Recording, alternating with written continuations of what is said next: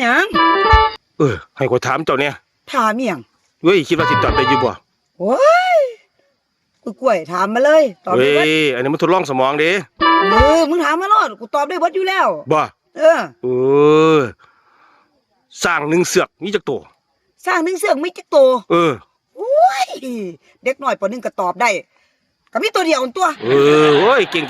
งเว้ยโอ้ธรรมดาตัวเดียวไผนี่แล้วบัดนี้สร้างกัน1,000เสือกมีจักตัวบัดนี้อุ้ยกล้วยสร้าง1,000เสือกมีจักตัว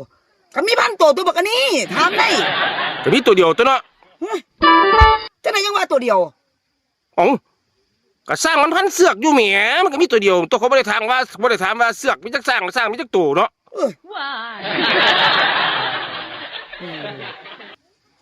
เห็นความมันดีแล้วเนาะเฮ้ยมาเด้อว่าฉลาดถามบักเหี้ยเนาะ